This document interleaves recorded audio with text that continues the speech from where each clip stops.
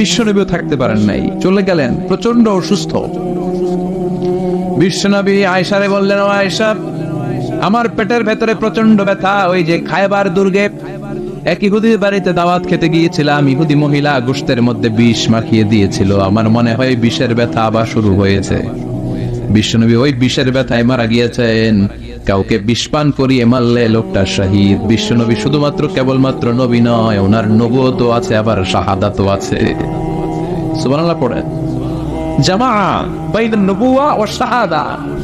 বিশ্বনবী শহীদ, আবার তিনি নবী। জানো তেন নবী নাকি?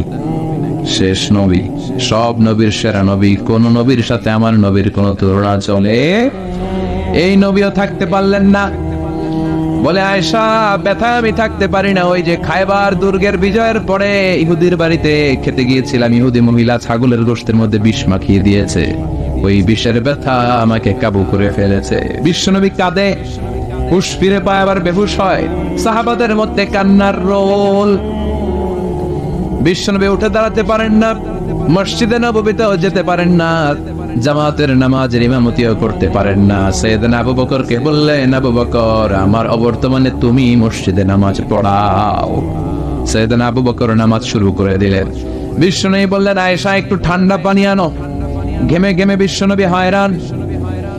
পানি আনার পরে পানির ভেতরে হাত ঢুকিয়ে বিশ্বনবী ঠান্ডা হাত দুটো দিয়ে চেহারার মধ্যে এরকম মেসেজ করতে লাগলেন, মাসে করতে লাগলেন, আর বলতে লাগলেন, ইন্না লিল মাউতি লাসাকারাত। হায় রে, মরণের কি জ্বালা, মরণের কি কষ্ট, আমি সহ্য করতে পারছি না।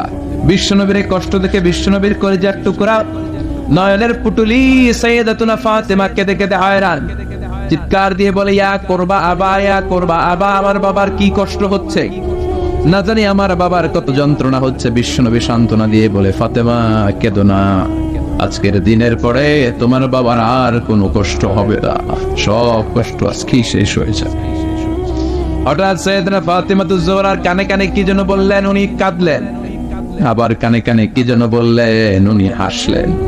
বিশ্বনবীর ইন্তেকালের পরে মা আয়েশা জিজ্ঞেস করলেন, ও ফাতেমা, বিশ্বনবীর ইন্তেকালের দিন তোমার কানে কানে কি যেন বললো, তুমি কেঁদে দিলা কেন?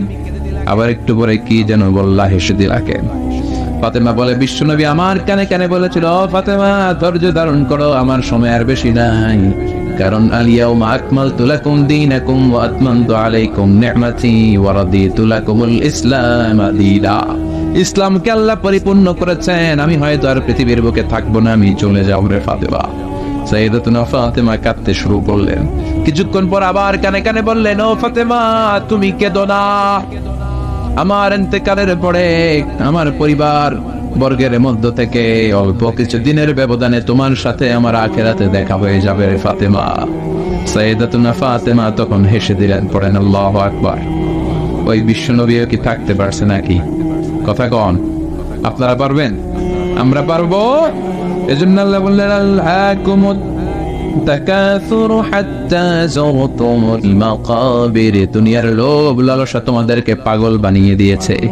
এই পাগলামি আর মোহ তোমাদের থামবে না যতদিন না তোমরা কবরের ভেতরে ঢুকবা। কার কথা?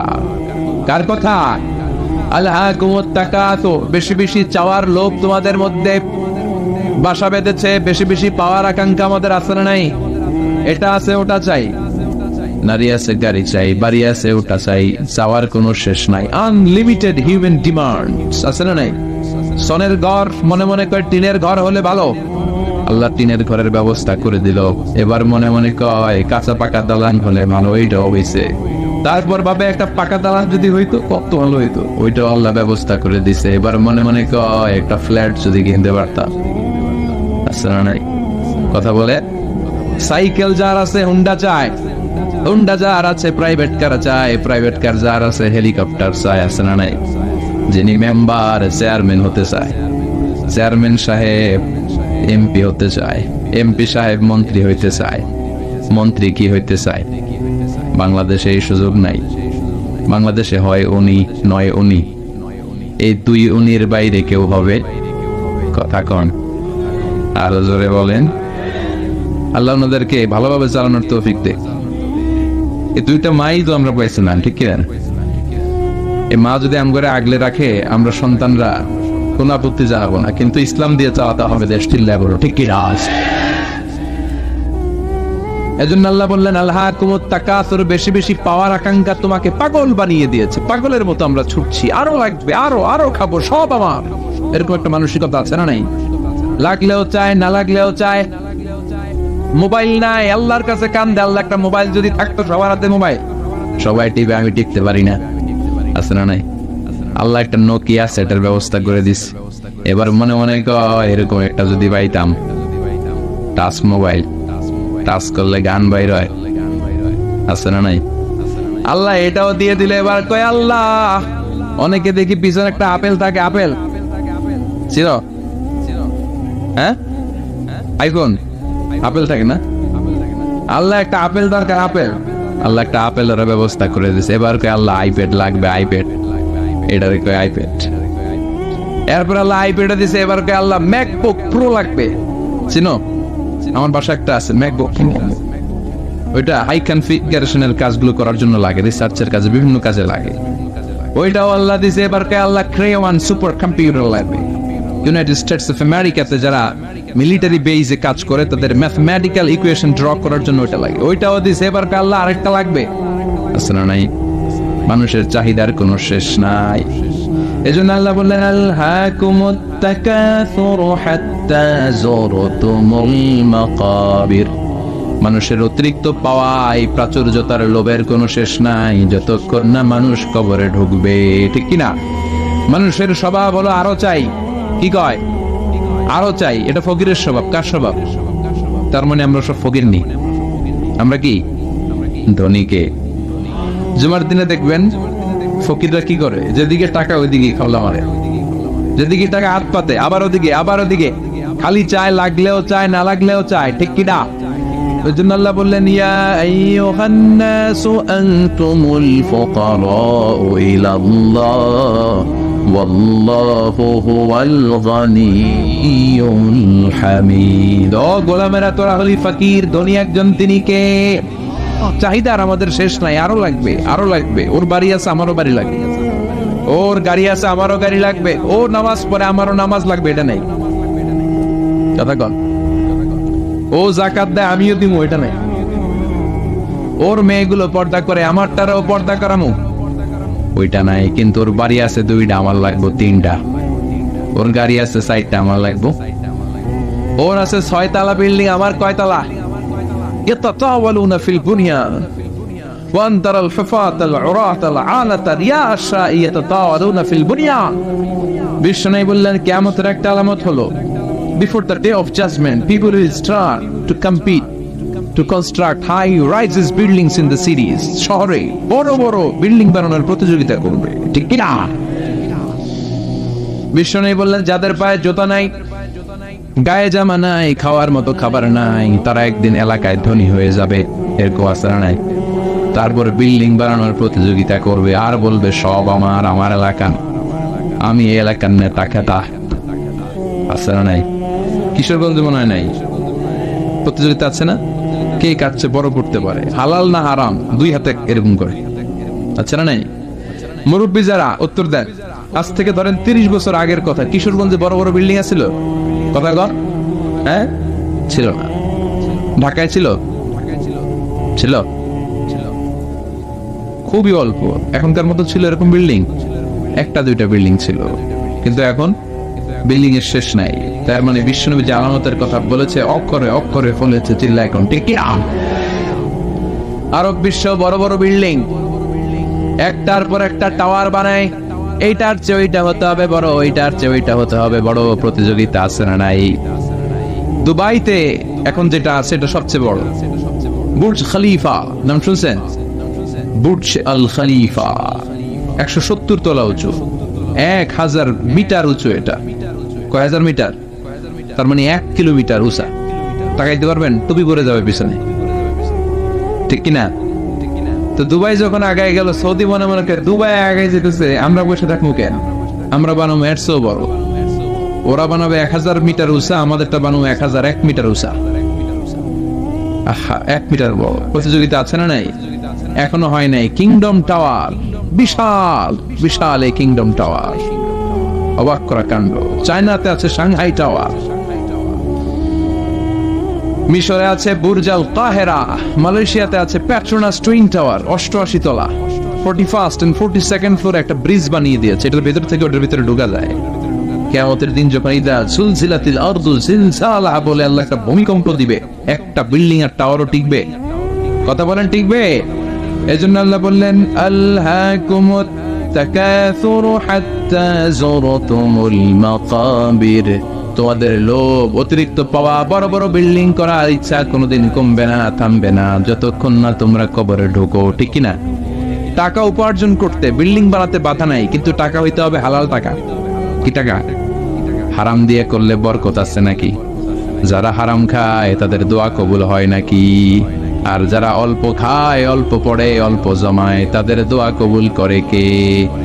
সাদ বিন ওয়াক্কাস বিশ্বনবীর সাহাবী, বিশ্বনবীরে বললেন ও নবী দোয়া করে দেন যাতে আমি মুস্তাজাবুদ দাওয়া হয়ে যাই। মুস্তাজাবুদ দাওয়া মানে এমন লোক যিনি দোয়া করার সাথে সাথে দোয়াটা কবুল করে কে? বিশ্বনবী বললেন ও সাদ চিন্তা করো না, আতিব মাতাআমাকা তাকুন মুস্তাজাবাদ দাওয়া, যেটা খাবে হালাল খাবে, যেটা পড়বে হালাল পড়বে, তাহলেই তুমি মুস্তাজাবুদ দাওয়া। সুবহানাল্লাহ। হালাল খাইলে দোয়া কবুল। অনেকে বলে হুজুর দোয়া আমার কবুল হয় না, আমার দোয়া কবুল হয় না, অনেক দোয়া করলাম, বললাম চাকরি করেন, কই কই সচিবালয়, ঘুষ টুস আসেনি, কই হালকা পাতলা, তো তোর দোয়া কবুল হবে কেমনে? ডাকাত। হালাল খেতে হবে, হালাল না খেলে দোয়া কবুল হয়? কথা বলেন। আবার হালালে বরকত ঢুকায় দিছে কে? হারামে কোনো বরকত আছে নাকি? আওয়াজ করে বলেন তো, গরু খাওয়া হালাল না হারাম? কুকুর খাওয়া। গরু বছরে বাচ্চা দেয় কয়টা? কুকুর 5টা 7টা 8টা 10টা। আচ্ছা, কুরবানির ঈদ আসলে আমরা গরু জবাই করি না কুকুর জবাই করি? তাহলে গরু জবাই করলাম বেশি, কুকুর জবাই করি নাই। গরু খাই, কুকুর খাই না। গরু বাচ্চা দেয় কম, কুকুর বাচ্চা দেয় বেশি। তারপরও কিশোরগঞ্জে গরু বেশি না কুকুর বেশি? কথা বলেন। এত গরু আসলো কোথায়? কারণ গরু হালাল, আর হালালের ভেতরে বরকত ঢুকিয়ে দিয়েছে কে? এজন্য আল্লাহ বললেন হালাল পন্থায় উপার্জন করার সমস্যা নেই, কিন্তু হারামের মিশ্রণ থাকলে তোমার দোয়া কবুল হবে। হারাম খেয়ে যে দেহটা বর্ধনশীল হয়, দেহের যে অংশ বাড়ে, ওই অংশটারে জাহান্নামের আগুনে পুড়াবে কে? এজন্য আল্লাহ বললেন আলহাকুমুত তাকাসুরু হাত্তা যুরতুমুল মাকাবির, দুনিয়ার লোভ তোমাদেরকে পাগল বানিয়ে রেখেছে। তোমাদের এই পাগলামি কমবে না যতদিন না কবরে না ঢুকো, ঠিক কি না? কবরে আমাদেরকে ঢুকাই লাগবে, কবরের প্রস্তুতি আমাদেরকে নেয়াই লাগবে, জোরে কোন ঠিক কি না? বিশ্বনবী বলেন কবরে তোমাদেরকে প্রশ্ন করা হবে, কবরের ভেতরে তোমাদেরকে সুয়াল করা হবে কয়টা? সবাই কোন? আসলে মুমিনদেরকে সুয়াল করা হবে কয়টা? 3টা নাকি 4টা? কথা কোন? 3টার পক্ষে কে কে হাত তোলেন? বেশিরভাগ। আকসারুহুম লা ইয়ালামুন, বেশিরভাগই জানে না। সুবহানাল্লাহ পড়েন। 4টা বলছে অনেক, আলহামদুলিল্লাহ। মুমিনদের 4টা প্রশ্ন, কয়টা? কথা বলেন। মুমিনদের 4টা, আর কাফিরদের কয়টা? কাফিরদের 3টা। বিশ্বনবী বললেন আল কবরু রাউদাতুম মিন রিয়াদিল জান্নাহ ওয়া হুফরাতুম মিন হুফারিন নার, এই কবরটা কারো জন্য জান্নাতের বাগান, কারো জন্য জাহান্নামের গর্ত। ও আল্লাহ, আমাদের কবরটারে তুমি জান্নাতের বাগান বানিয়ে দাও। লম্বা একটা সময় আমাদের কাটাতে হবে। মরার পরে আপনার মনে হবে আমার পুরো জীবনটাই ছিল একটা দুঃস্বপ্ন। নতুন এক লম্বা জীবন, এই সময় যেন আর কাটে না। হাজার হাজার বছর শুয়ে থাকতে হবে। অন্ধকার রাত, কুটকুটে অন্ধকার। এই অন্ধকার যেন শেষ হবার নয়, চিল্লায় বলেন ঠিক কিনা? মুমিনদেরকে প্রথম প্রশ্ন করা হবে তোমার রবের নাম কি? মার রব্বুক, আমাদের রবের নাম কি? আল্লাহ আমারে রব, এই রবই আমার সব। সবাই বলেন আল্লাহ আমারে রব, এই রবি আমার সব। দমে দমে তনু মনে তারি অনুভব। আল্লাহ আমারে রব, এই রবি আমার সব। তোমার দুনিয়াতে আমি যেদিকে তাকাই, অথই নেয়ামতে ডুবে আছি সবাই। পাখালির গানে শুনি তসবিহ কল রব, তসবিহ কল রব। আল্লাহ আমার রব, এই রবি আমার সব। পড়ে আল্লাহ আমার রব, এই রবি আমার সব। প্রথম প্রশ্ন করা হবে মার রব্বুক, রবের নাম কি? আমরা কি বলবো? আল্লাহ। দ্বিতীয় প্রশ্ন করা হবে ওমা দীনুক, তোমার ধর্মের নাম কি? আমরা কি বলবো? আলহামদুলিল্লাহ, সবাই পারে। তৃতীয় প্রশ্ন করা হবে বিশ্বনবীর চেহারাটা দেখিয়ে বলা হবে মান হাযার রাজুল, এই লোকটারে চিনো কিনা? আমরা বলবো চিনি, উনি আমাদের প্রাণের নবী, ঠিক কিনা? চাঁদের চেয়ে সুন্দর তুমি, নবী আমার কামলিহি ওয়ালা। সুবহানাল্লাহ পড়েন। দো জাহানের বাদশা তুমি, প্যারা নবী সাল্লে আলা। দো জাহানের বাদশা তুমি, প্যারা নবী সাল্লে আলা। চাঁদের চেয়ে সুন্দর তুমি, নবী আমার কামলিহি ওয়ালা। পড়েন আল্লাহু আকবার। আমরা বলবো এটা আমাদের বিশ্ব নবী, এটা আমাদের প্রাণের নবী, এই নবীর জন্য আমরা সব করতে রাজি ছিলাম। এই নবীকে ছাড়া আমরা কিছু বুঝতাম না, কারণ এই নবীবাদ তো কোরআনবাদ, নবীবাদ তো ইসলামবাদ। এই নবী আছে তো সব আছে, ঠিক কিনা? নবীর মাধ্যমে আমরা চিনেছি কারে? নবী আমাদেরকে সালাত শিখিয়েছেন, যাকাত শিখিয়েছেন, নবী কেমন করে হজ করতে হয় সেটা দেখিয়েছেন, কেমন করে ভদ্র হতে হয়, কেমন করে ইনসাফ প্রতিষ্ঠা করতে হয়, কেমন করে বিজাতিদের সাথে আচরণ করতে হয়, কেমন করে পররাষ্ট্রনীতি পরিচালনা করতে হয়, কেমন করে স্ত্রীদের সাথে আচরণ করতে হয়, কেমন করে ছোট্ট ছোট্ট বাচ্চাদের মাথায় হাত বুলিয়ে দিতে হয়, সবকিছু বিশ্বনবী আমাদেরকে শিখিয়েছে, ঠিক কিনা? আমরা বলবো এটা আমাদের প্রাণের রাসূল, এই রাসূলকে ছাড়া আমরা কিচ্ছু বুঝি না। আল্লাহু আকবার। তিনটা প্রশ্নের উত্তর যখন করতে পারবেন, চতুর্থ আরেকটা প্রশ্ন আপনাদেরকে করা হবে, ওমা ইলমু, শিখে যান।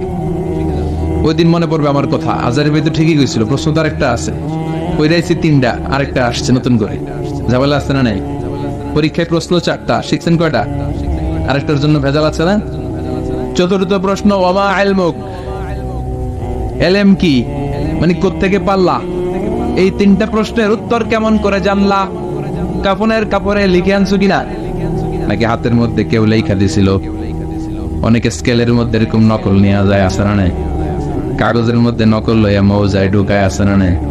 টুবির ভিতরে নকল, আছে না? নাই। বোতামের ভিতরে, আছে না? নাই। ঘড়ির ভিতরে, আন্টির ভিতর, আছে না? নাই। ওই যে সব নকলে পিএইচডি করছে, এগুলা যেগুলা কয় আছে, নকলের সাথে আমাদের কোনো সম্পর্ক নাই। জেনে যেতে হবে তথ্যসূত্র কি। ফেরেশতারা বলবে what is the source of your answers, এই যে উত্তরগুলা পাল্লা, এটার তথ্যসূত্র কি, কিভাবে জানলা? বলতে হবে কোরআন, এই কোরআন থেকে পড়ে পড়ে আমি জেনেছি, চিল্লায় বলো ঠিক কিনা?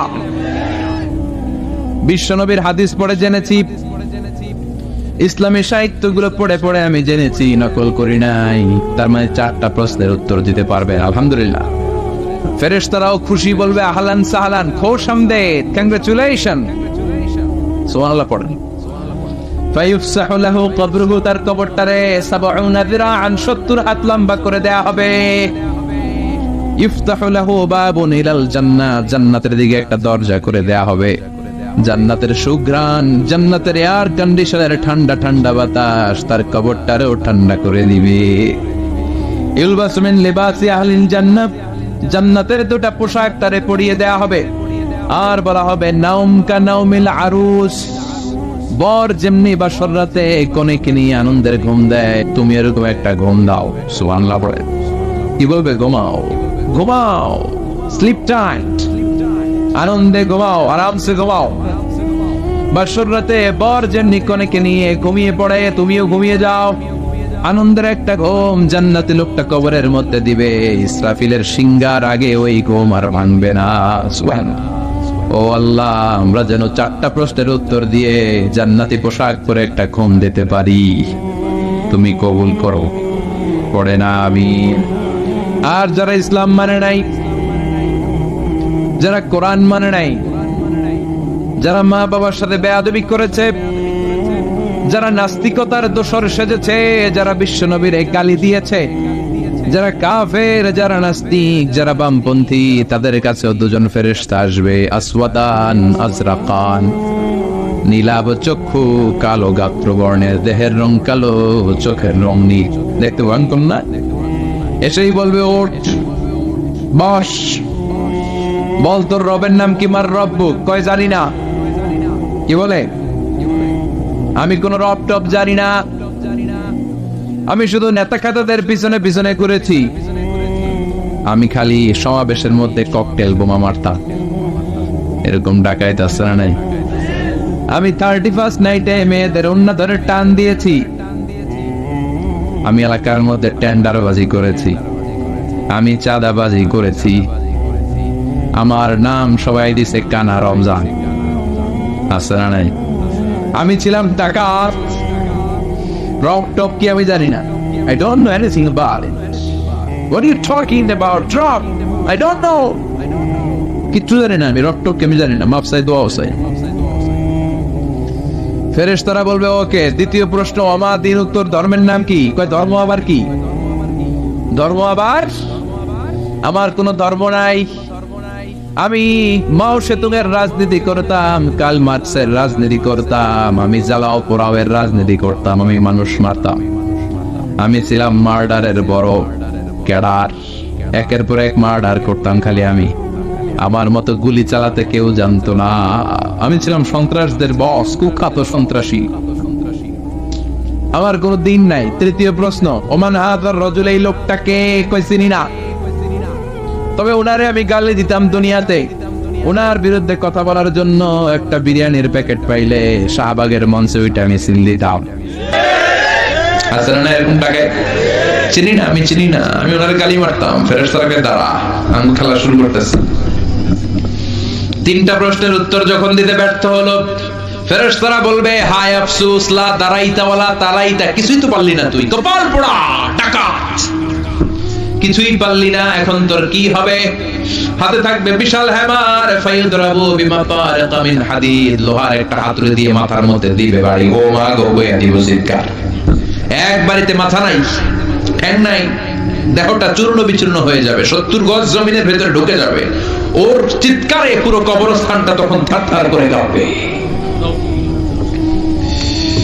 এই হলো 1 নম্বর শাস্তি। 2 নম্বর শাস্তি, দেহটা আবার মিলে যাবে, আবার হাতুড়ি দিয়ে বাড়ি, আবার ও মা গো বলে চিৎকার, আবার দেহটা ফিট হয়ে যাবে। জমিনকে বলা হবে ইয়া আরদু ইলতাইমি, ও জমিন তুমি 2 দিক থেকে এই টাকাটারে চাপা দাও। জমিন চাপা দিবে, ক্লাপস করবে, ডান দিকের পাজর বায়ে চলে যাবে, বাম দিকের হাড্ডি ডান দিকে আসবে, পুরো দেহটা পাউডার হয়ে যাবে। হাত্তা সাআ, কিয়ামত পর্যন্ত, ইসরাফিলের সিংহায় ফুৎকার পর্যন্ত এই শাস্তি, এই পানিশমেন্ট, এই খেলা চলতেই থাকবে। চিল্লায় পড়েন না আউযুবিল্লাহ। এজন্য বিশ্বনবী আল্লাহর কাছে দোয়া করতেন, আল্লাহ আল্লাহুম্মা ইন্না নাউযু বিকা মিন আযাবিল কবর, ও আল্লাহ কবরের আযাব থেকে তুমি আমাদের বাঁচাও। পড়েন আমিন, আর জোরে পড়েন আমিন। আবার বিশ্বনবী কবর দেখলে এখানে গাছ রোপণ করে দিতেন। কবরের পাশে গাছ লাগিয়ে দিলে গাছগুলো যে পাতাগুলো যে জিকির করে, ওইটার কারণে কবরের আযাব মাফ করে কে? আবার বিশ্বনবী কবর উঁচু করতে নিষেধ করেছেন। সাইয়েদনা আলীকে মদিনায় বললেন, ও আলী, মদিনায় যত উঁচু কবর দেখবা ভেঙে ফেলবা। ইসলামে কোন উঁচু করে কবর রাখার বিধান নাই। চিল্লায় বলেন ঠিক কিনা? আবার কবরের কাছে যে চাওয়ার কোনো বিধান নাই। চাইতে হবে কার কাছে? কেউ ফিরে না খালি হাতে, খাঁচারে তোর দরবারেতে। বলে না অনেকে, বলে নাউজুবিল্লাহ পড়বেন না? ভুয়া কথা। অনেক কিছু নিয়ে যায়, খালি হাতে ফিরে। দামি ঘড়ি নিয়ে ওই দরবারে যাবেন, দেখবেন চোর ঘড়ি চুরি করে ফেলছে, আপনি খালি হাতে ফিরতেছেন। আছে না নাই? দামি জুতা নিয়ে গেলে ধাক্কা ধাক্কিতে জুতা কই, আমনে কই, ঠিক নাই? তার মানে খালি পায়ে ফিরে। একটা দরবার থেকে কেউ কোনদিন খালি হাতে ফিরে না। দরবারটা কার? কেউ ফিরে না খালি হাতে, আল্লাহরে তোর দরবারেতে। সবাই পড়েন, কেউ ফিরে না। এজন্য বিশ্বনবী বলতেন, খবরদার কবরের কাছে যে কিছু চাওয়া যাবে না, কারণ আল মাইয়িতু ফিল কবর কাল গারিকু ফিল বাহর। সাঁতার না জানা ব্যক্তি সাগরে পড়লে যেরকম অসহায়, কবরে গেলে মানুষ তেমন অসহায়। ঠিক কিনা? উনি আপনারে কিছু দিতে পারবেন, আপনি দিয়ে আসবেন, আপনি যে দোয়া করবেন তার মাগফিরাত কামনা করবেন। ঠিক কিনা? বিশ্বনবী প্রথমে কবর জিয়ারতের নিষেধ করেছেন, পরে আবার অনুমতি দিয়েছেন। বিষ্ণু বলেছেন নাহাইতুকুম আন জিয়ারাতিল কুবুর আলআন ফাজুরুহা ফাইন্নাহা তুযাক্কিরুল আখিরা। আগে আমি কবর জিয়ারত করতে বারণ করতাম, এখন আমি অনুমতি দিলাম কবর জিয়ারত করো। কবর জিয়ারত করা সুন্নাত, কোন সুবহানাল্লাহ। কবর জিয়ারত করেন, আব্বার কবরের সামনে যান, মায়ের কবরের সামনে দাঁড়ান, মাইকস্টান আর চিন্তা করেন আব্বারে তো আমার হাতে রেখে গেলাম এখানে, আমার তো দাড়িগুলো সাদা হতে শুরু করেছে, চুলগুলো পাকতে শুরু করেছে, আর কয়েক বছরের ব্যবধানে হয়তো আমার ছেলে আমার লাশটা এনে আমার এইখানে রেখে যাবে। এই চিন্তা তখন আসবে, চিল্লা এখন ঠিক কিনা? এজন্য চাওয়া যাবে কবরে যে কিছু চাওয়া যাবে, যাবেন কার কাছে? অসুস্থ, সুস্থ করে কে? পরীক্ষায় পাশ করতে পারেন না, তৌফিক দিতে পারে কে? চাকরি নাই, বেকার, চাকরির ব্যবস্থা করবে কে? ব্যবসায় মন্দা, ব্যবসায় সফল করে দিতে পারে কে? বিয়ে হচ্ছে না, বিয়ের ব্যবস্থা করবে কে? বিয়ে হয়েছে, সন্তান নাই, সন্তান দেয় কে? মেয়ে হয়েছে, ছেলে নাই, ছেলে দেয় কে? ছেলে আছে, মেয়ে নাই, মেয়ে দেয় কে? দুইটাই দেয় কে? আবার কাউরে কিচ্ছু দেয় না, তিনি কে? সুন্নাত নয় শুধু সুমধুর আলাপ, আর সুন্নাত হলো হুঙ্কার গর্জন, ঠিক কিনা? সুন্নাত নয় শুধু পাগড়ি মাথায় দেয়া, আর সুন্নাত হলো অন্যায় বাধা দেয়া। অন্যায় বাধা দিবেন? রাজি আছেন নাকি দেখে মুখ বুজে সহ্য করবেন? বাধা দেওয়ার দরকার আছে না নাই? অন্যায় দেখতে দেখতে, শুনতে শুনতে, হেকমত করতে করতে প্রতিবাদের ভাষাটুকু আমরা হারিয়ে ফেলেছি, চিল্লা এখন ঠিক কিনা? সুন্নাত নয় শুধু মেষ চড়াতে যাওয়া, আর সুন্নাত হলো রাষ্ট্রনায়ক হওয়া, ঠিক কিনা? নাকি কোরআনের শুধু অর্থনীতি, কোরআনের সমাজনীতি মানবেন, কোরআনের রাজনীতি মানা যাবে না? কোরআনের ভেতরেও রাজনীতি আছে না নাই? বিশ্বনবী মদিনার প্রেসিডেন্ট ছিলেন কি ছিলেন না? মদিনার চোরগুলো ধরে ধরে বিশ্বনবী হাত কেটে দিয়েছে কি দেয় নাই? মদ যারা খেয়েছে মাইর দিয়েছে কি দেয় নাই? নামাজ যারা পড়ে নাই, এক ওয়াক্ত নামাজের জন্য 5 বেত মদিনার রাষ্ট্রে ছিল কি ছিল না? আজকেও যদি আমার দেশের প্রধানমন্ত্রী, প্রিয় প্রধানমন্ত্রী ঘোষণা দিয়ে দেয় কালকে থেকে একটাও বেনামাজি থাকতে পারবে না, এক ওয়াক্ত নামাজ মিস হলে 5টা করে বেতের বাড়ি, বক্তা সাহেব বক্তব্য দেওয়ার পর নামাজ না পড়লে বক্তার পিছনে 5 বেত আছে না নাই? আপনারা কইছেন, আমি কই নাই, আমার কোনো দোষ নাই। এই নিয়মটা যদি হতো, বিশ্বনবী বলেছেন ইন্নাল্লাহা মা ইয়াযাউ বিস-সুলতান লা ইয়াযাউ বিল-কুরআন, আল্লাহ মাঝে মাঝে ক্ষমতার প্রয়োগে সমাজে যা করান ওটা কোরআন দিয়েও করায় না। এজন্য প্রধানমন্ত্রী মাইরের ঘোষণা দিবে আর আমরা ওয়াজ করে যাব, মাইর আর ওয়াজ দুইটার বিনিময়ে বাংলার জমিনে ইসলাম কায়েম করায় দিবে কে? আমরা সারা জীবনও ওয়াজ করে যেটা করতে পারবো না, ক্ষমতার মসনদ থেকে একটা অর্ডার আসলে বাংলাদেশে ইসলাম কায়েম হয়ে যাবে। সুন্নাত নয় শুধু মেষ চড়াতে যাওয়া, আর সুন্নাত হলো রাষ্ট্রনায়ক হওয়া। মহাব্বতে তার সুদিনের সাথী তুমি, দূরে দিনেও তার পাশে থাকো কি? আরো কিছু সুন্নাত আছে তুমি জানো কি? জানলেও জীবনে কখনো তা মানো কি? সুন্নাত নয় শুধু দাওয়াতের মেহমান, ঠিক না? সুন্নাত নয় শুধু খাওয়া শেষে মধুপান, আরো কিছু সুন্নাত আছে তুমি জানো কি? জানলেও জীবনে কখনো তা মানো কি? চিল্লায় বলেন ঠিক কিনা? এজন্য অর্ধেক মানবেন না পুরাটা, 3-এর 2 মানবেন না পুরা, 4-এর 3 মানবেন না পুরা। পুরা কোরআন যদি মানেন তবে আপনি মুমিন, আধা আধা মানলে মুমিন নয়। তো আপনারা কি? যদি আধা আধা মানেন তাহলে মুমিন নন, তাহলে তারা কি? আফাতুমিনুনা বিবা'দিল কিতাব ওয়া তাকফুরুনা বিবা'দ, কিছু মানবা কিছু ছাড়বা, মুমিন নও তুমি, কাফের। চিল্লা এখন ঠিক কিনা? তার মানে এমন কিতাব পড়লে সওয়াব, ধরলে সওয়াব, শুনলে সওয়াব, মানলে সওয়াব। এই কোরআনের জন্য মরলেও সওয়াব, মরলেও সওয়াব আসরাডাই। কোরআনের জন্য আমাদের ভাইয়েরা মরে কি মরে না? রক্ত দেয় কি দেয় না? কত রক্ত লাগবে তোমাদের? আমাদের কাছে টাটকা রক্ত আসরাডাই। জোরে বলেন। ফু দিয়ে কোরআনের আওয়াজকে নিভাতে চায়। কোরআনটা মোমবাতি নয় যে ফু দিয়ে নিভানো যাবে। কোরআনটা কুপির বাতি নয়, ফু দিয়ে নিভানো যাবে। কোরআনটা গ্রামের চারাক বাতি নয়, তুমি ফু দিয়ে নিভায়ে দেবা। এই কোরআনটা হচ্ছে ইলেকট্রিক্যাল বাতি, এটা সুইচ অফ করে নিভাতে হয়, আর সুইচটা কার হাতে? এজন্য আল্লাহ বলেন, খবরদার, ইউরিদুনা লিইউতফিউ নূরাল্লাহি বিআফওয়াহিহিম ওয়াল্লাহু মুতিম্মু নূরিহি ওয়ালাউ কারিহাল মুশরিকুন। কোরআন বিদ্বেষীরা, ইসলাম বিদ্বেষীরা কোরআনের আলোকে ফু দিয়ে নিভিয়ে দিতে চায়, কিন্তু কোরআন তো মোমবাতি নয় যে ফু দিয়ে নিভানো যাবে। কোরআনের বাতিকে কিয়ামত পর্যন্ত জ্বালিয়ে রাখবে কে? আজ পর্যন্ত কেউ নিভাতে পারে নাই, পারবেও না। চিল্লা এখন ঠিক কিনা? কোরআনের বাতি নিভাইতে আসলেও নিজেই নিভে যায়। চিল্লায় বলেন ঠিক কিনা? আপনি এক জায়গায় কোরআনের আওয়াজকে স্তব্ধ করে দিবেন, আরো 10 জায়গায় কোরআনের আওয়াজ গর্জে উঠবে। আপনি এক জায়গায় মুফাসসিরকে আটকায় রাখবেন, 10 জায়গায় মুফাসসিরে ইসলাম কায়েম করে ফেলবে। এক মুফাসসির কারাগারে তো লক্ষ মুফাসসির ঘরে ঘরে। চিল্লায় বলেন ঠিক কিনা? ময়দানে ময়দানে মুফাসসিরদের হক কথাগুলো আছে না নাই? ইসলামের কান্ডারি আজও বাংলার জমিনে আছে না নাই? সিংহকে জেলে বন্দী করলেও সিংহের বাচ্চাগুলো আছে না নাই? মনে রাখতে হবে, সিংহের বাচ্চা হলেও সেগুলো সিংহ, সেগুলো বানর নয়। সিংহের বাচ্চা হলে সেগুলো সিংহ, সেগুলো শিয়াল নয়। সিংহের বাচ্চা যেগুলো, সেগুলো আরেকটা সিংহ। চিল্লায় বলেন ঠিক কিনা? সময় মতো ওই সিংহের গর্জনে পুরো বন কেঁপে কেঁপে উঠবে। চিল্লায় বলেন ঠিক কিনা?